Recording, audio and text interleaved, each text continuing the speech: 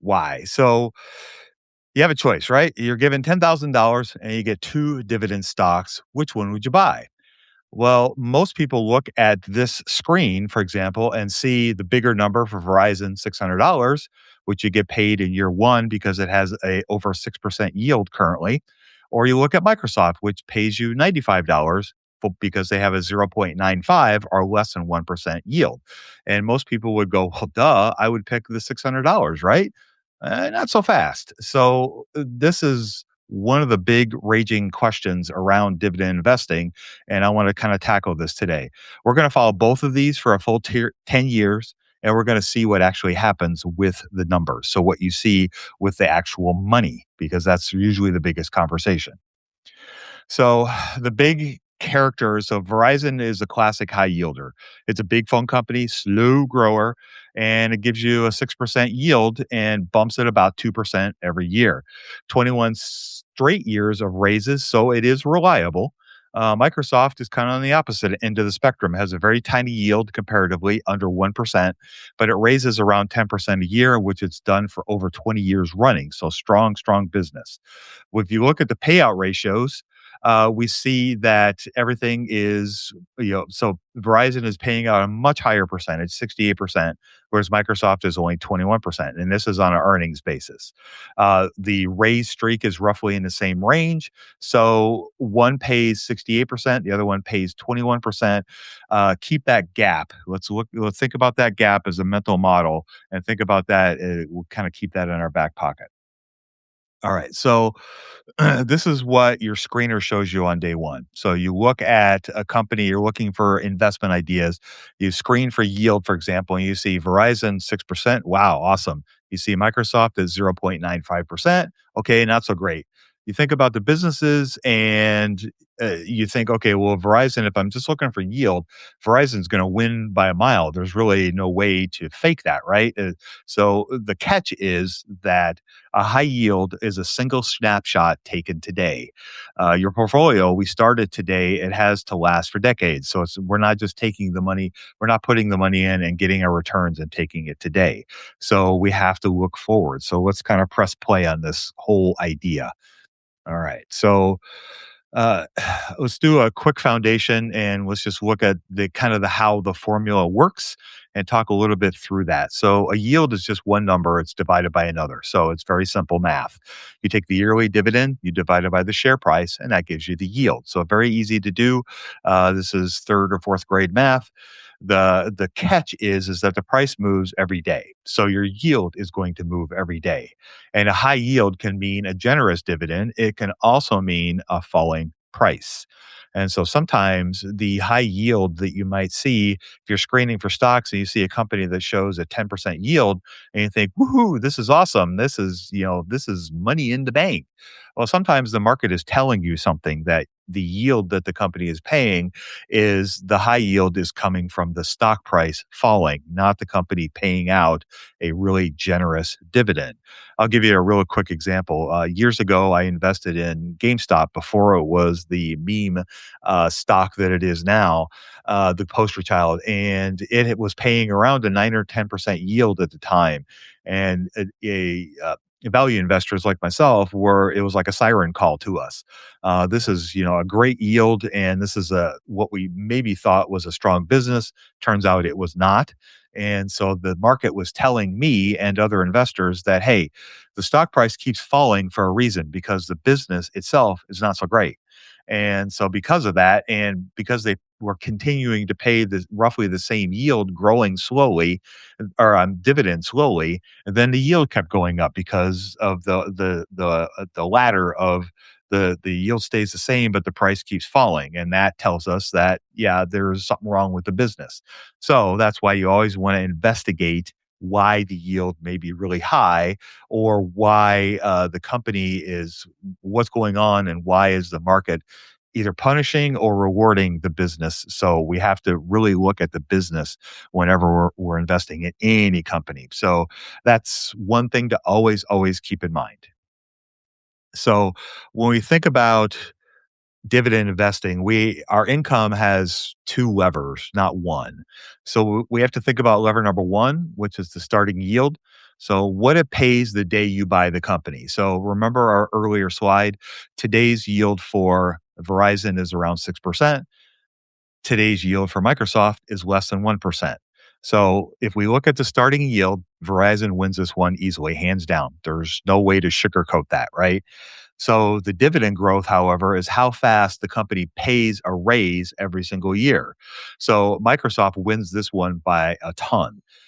Remember back in the earlier slide, Verizon is growing around 2% a year, and they've been doing that for around 20 years, whereas Microsoft is growing around 10% for 20 years.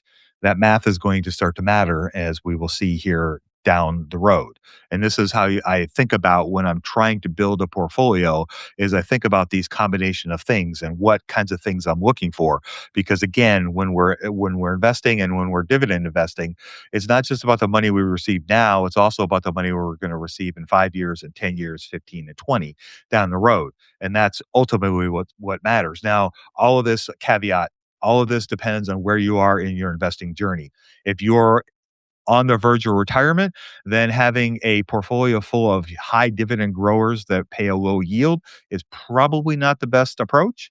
Whereas if you're 25 years old and having a lot of older blue chip companies that pay a really high yield or a high dividend and they don't grow it very fast is probably also not the best choice. So having a mix of both of these depending on where you are in your journey is a really, really good way to go, or at least that's what I feel. That's my opinion. So let's look at this second lever. So the first lever is the dividend yield you pay on day one. The second lever is the dividend and how that continues to grow. So over the last 10 years, Microsoft has grown its dividend around 10% a year. Verizon has been about 2. So that's about 5 times faster. So the key notation here on this slide, and I want you to kind of double down and look on this down here, is a 10% grower doubles its payout around about every 7 years. A 2% grower takes 35 years. So think about that for a second.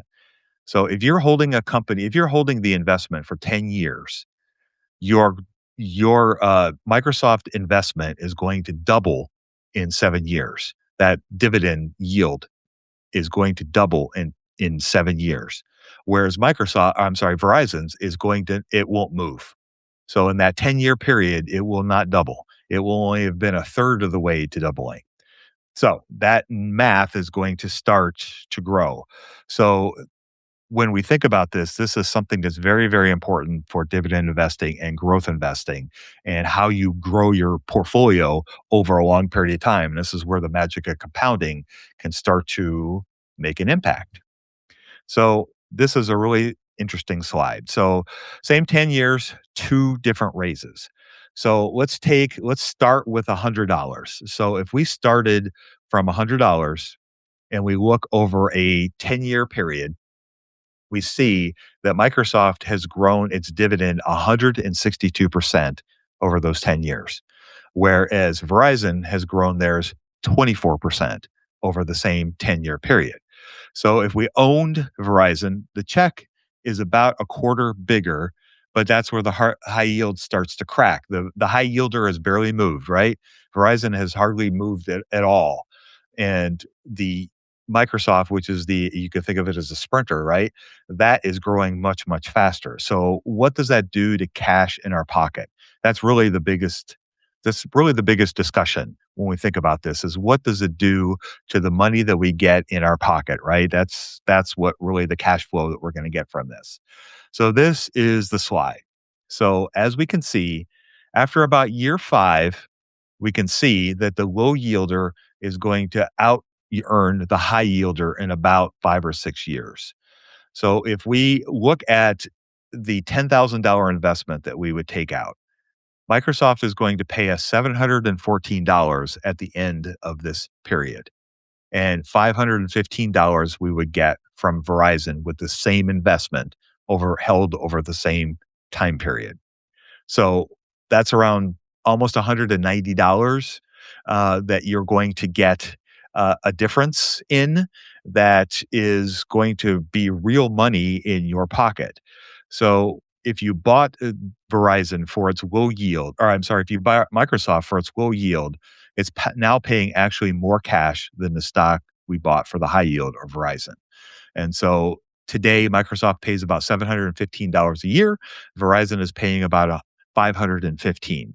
So I guess the tortoise and the hare comparison would probably work here. So the tortoise has now passed the hare in the 6 years, and then it's run away. So this is something that this is when you think about dividend investing and the why people will argue that these low yielders that are paying a higher dividend yield are paying a faster growing dividend can be beneficial for investors in the long run compared to companies that are growing their dividend much, much slower, although they pay a higher starting yield. So this is where the math starts to really kick in.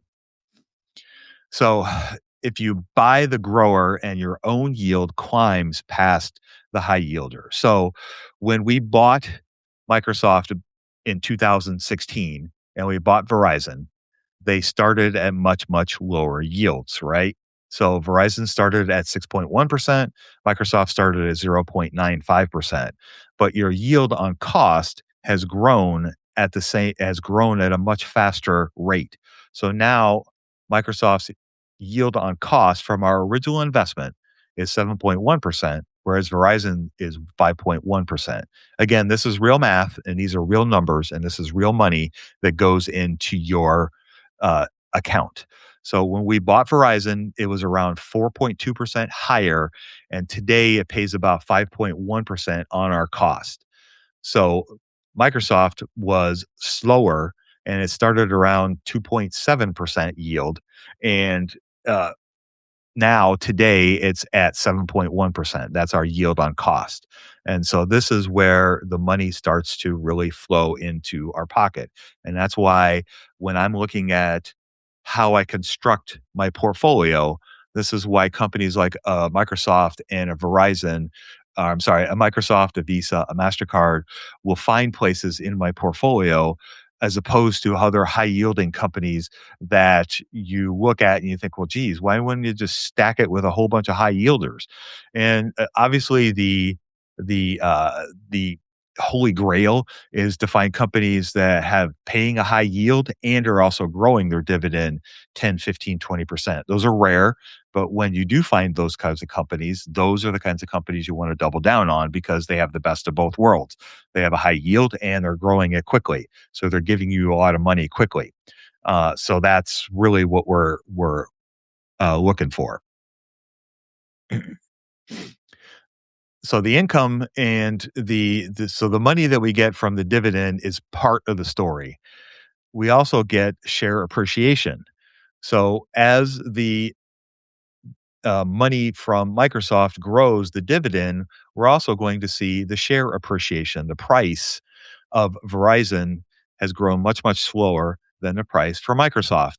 And a part of that is the growing dividend that Microsoft is paying is a signal to the market that there's a growing business underneath that. Remember the yield, or I'm sorry, the payout ratios that we were looking at earlier? So Verizon was sitting around 68% and Microsoft was around 21%. When it pays a a payout ratio and it's growing fast, that's a signal to the market that the business is also growing as well. When we're Anytime we're buying individual companies or individual stocks, we have to analyze the business and understand what's going on with the business because that ultimately is what's going to dictate how well the company continues to grow its dividend and the strength of the dividend. If we buy a company we want for its dividend, part of the dividend, then we want to ensure that that company is going to be able to continue paying that dividend into the future. Now, this is not a disparagement on Verizon as far as the safety of the dividend. It's a very strong business, but the fact of the matter is, it doesn't have a lot of growth in it right now, and it hasn't for a while, and that's why the company it has a high yield because they're choosing to take 68% of their earnings and pay it out as a dividend because they don't have a lot of other places to put the money. It's a profitable business. And Verizon, I'm a Verizon customer and they pay, they generate a lot of revenue and a lot of income, a lot of profits from the business model, but they don't have a lot of places to allocate it to continue to grow the business. And that in turn hurts the business as far as stock appreciation because it's such a slow grower on the revenue side that the market looks at Verizon and goes, well, there's not a lot of growth baked into this. And so because there's future the stock market, the prices in the stock market are based on what we think the company will do in the future. There's not a lot of growth tied into that. Microsoft is kind of the opposite end of that spectrum because they have a very profitable business, tons of free cash flow, tons of profits. They pay a low payout ratio, which gives them the opportunity, the optionality to pay a higher growing dividend over a long period of time. And it's also very, very safe because Microsoft is one of the two companies in the United States that has a AAA rating. So they and Johnson and Johnson. So that's it. And so that's the highest rating you can get from a strength of the balance sheet. And so that being said, this is a very strong business. It's a growing business. The market thinks the Microsoft is growing. Yes, there's AI concerns. There's lots of flux around Microsoft with AI and what's going on with that and how much are they going to spend on the capex and all those kinds of things. And I've written about all of that on my blog. But when we're comparing potential investments from one to the other, this is where the strength of a company like Microsoft comes into play because of the strength of the business, because they're paying a growing dividend, they have a lot of free cash flow, they have a lot of profitability. It gives them a lot of optionality to continue to reinvest in the business to continue to grow quickly, as well as pay a growing dividend. And so we have the kind of the dual lever to if you invest in a company like a Microsoft, is that you get the best of both worlds. You get the share appreciation, which helps grow your overall portfolio, obviously, and then you also get the dividend payout, which we've just been talking about, and that's cash in your pocket. And so as that continues to grow and you hold a company like Microsoft over a longer period of time, that's where you get the benefits from this kind of investment. And that's where the strength of owning a company like Microsoft can really come into play. So the low payout ratio is really one of the things that I really try to look for when I'm looking for investments.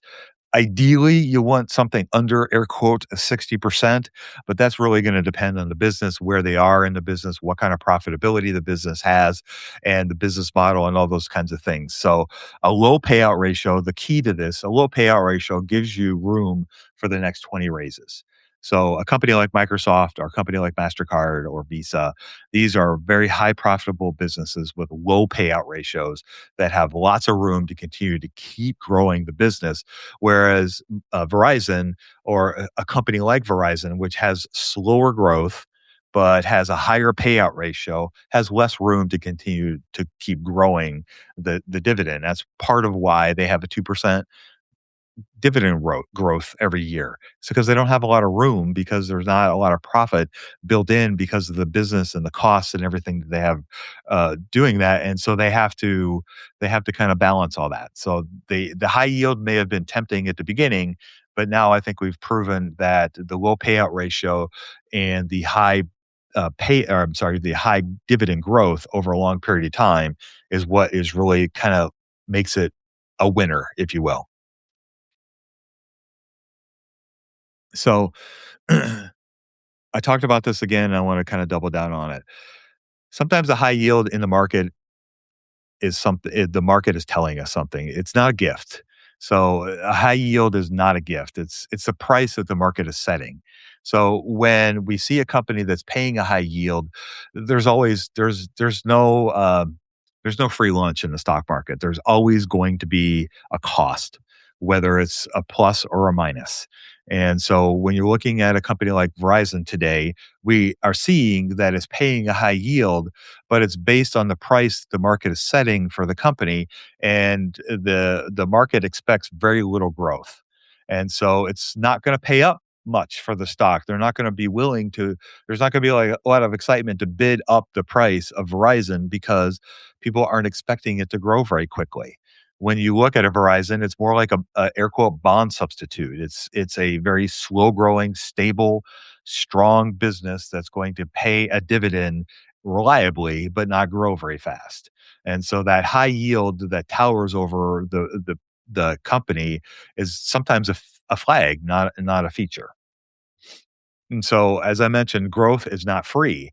So the Microsoft example is it's not a free lunch either. So there are things that we have to give up if you're going to invest in a company that has a higher dividend growth, but maybe a lower payout yield or a lower pay a yield. So, for example, for Microsoft, we're going to give up less income in years 1 to 5. It's just a fact. The numbers prove that from years 1 to 5, if you buy in Microsoft, you're going to get less money in your pocket. We have to have patience to wait for the crossover to arrive, and this is hypothetical. So I'm not saying you go out and invest in Verizon and Microsoft and see how this plays out. This is how the numbers work on the spreadsheet. And Microsoft investment, this kind of investment in a low yield, high growth, dividend growth company only works if you hold it. And so if you buy MasterCard and only hold it for 3 years, you're not really benefiting from that high growth dividend, low yield over time because you're not giving it time to double. And so, but what we get is we get a raise every single year, bonus. We also get income that passes the high yielder after it starts to double, which is in year 6 or 7, and we get a growing business underneath. And that's really, to me, that's the winner. And that's what I'm looking for is I want a strong business that's growing underneath the dividend, and that will give me a raise every year, and it'll give me income that will pass because I'm planning on holding Microsoft or a Verizon, I'm sorry, a Visa or a MasterCard for a longer period of time. And any of the companies that pay a lower yield but grow faster, like maybe S&P Global, SPGI, or Moody's, MCO, those companies pay a lower yield, but they grow it a lot faster. That all these rules kind of apply for those kinds of companies. So, excuse me. There is a right answer for each kind of investor. So this is not a apples to apples kind of idea, and this is not a hard fast rule. One thing that I'll kind of preach till the day I die about the stock market is there are no absolutes. You'll sometimes see on social media people talking about absolutes or talking like there's absolutes. There are very, very, very, very few absolutes. Most of it depends on who you are, where you are, what you need, and what works best for you and what risk tolerance you can handle. There's so many factors that go into what is air quote right or not. And so if you need cash now and you're living off your portfolio today, retired or close, then Verizon is probably a better bet.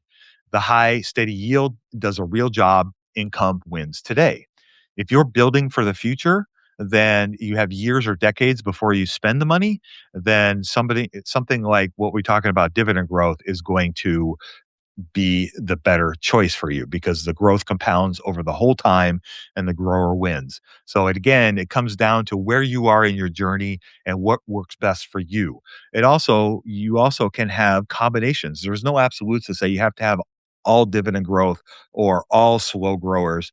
You can have or high yielders. You can have a mix of both. You can have a combination of both. And that's what I have in my portfolio in dividend school, and that's how I look at it and how I try to build it. And I think that's the prudent way to do it.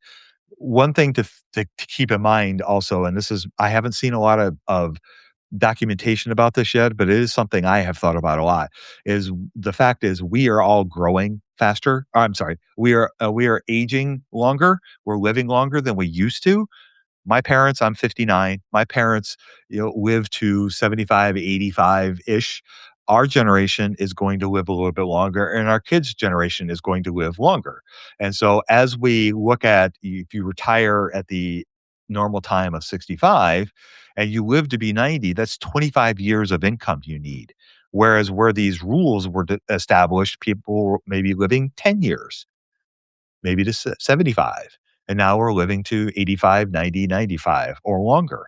So you have to have money into the future longer.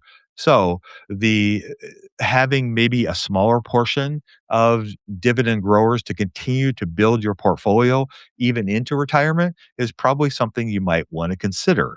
I'm not saying it's a yes or no because I'm not a fiduciary and I'm not your fiduciary.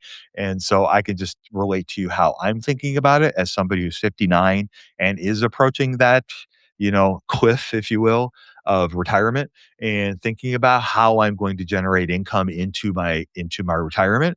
And that's how you can do it is by having companies like a Moody's or an S&P Global or a Mastercard and holding those from 68 to the time you pass. And that can help grow your revenue as well as having high yielders that give you cash now. So that's kind of how I think about it. So if I was starting fresh today, if I was watching this and I was 32 years old and I wanted to start today and I have decades before I needed to touch this money, I'm gonna lean towards the grower. I think I've probably established that through the conversation today. That shouldn't be a shock to anybody that started watching this.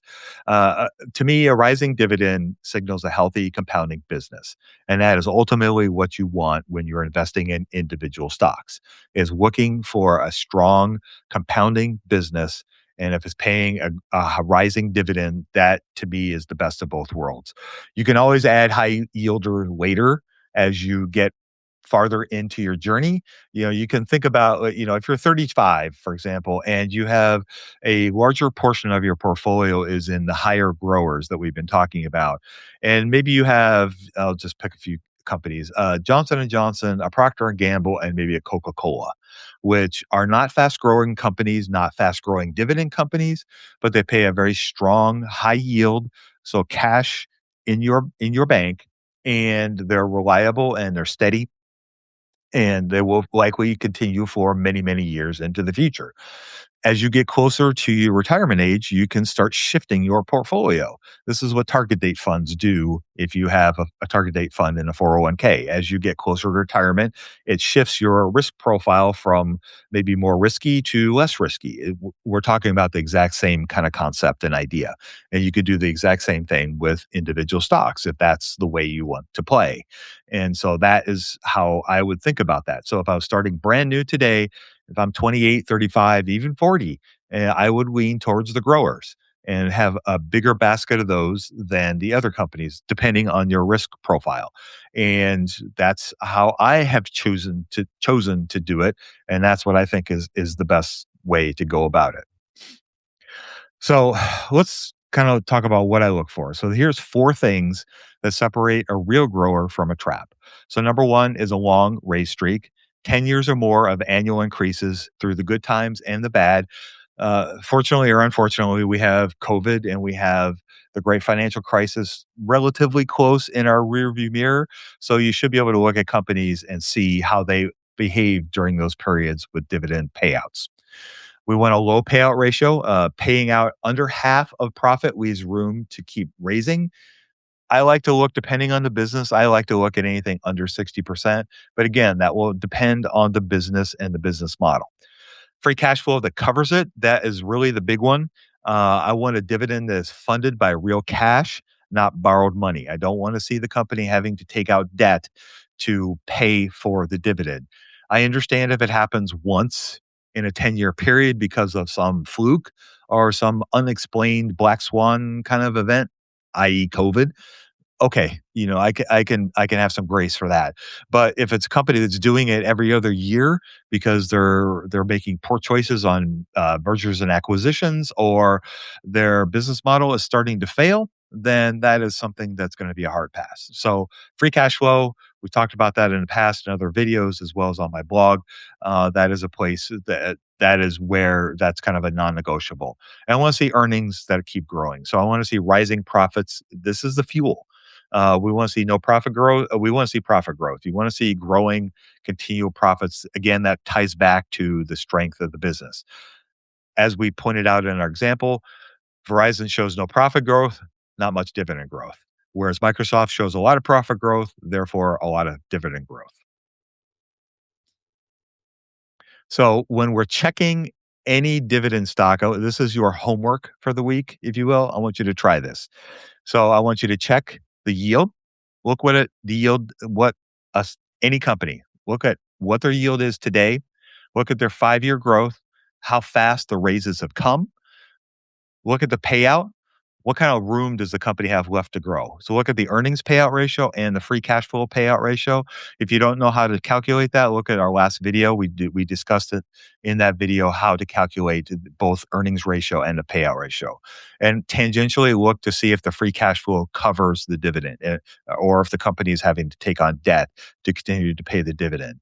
All of these numbers you can find very easily in your favorite stock screener. My personal favorite is Fiscal.ai, and you can go there. They have a free account you can get, and it gets you 5 years of data, and you can see all these numbers very easily.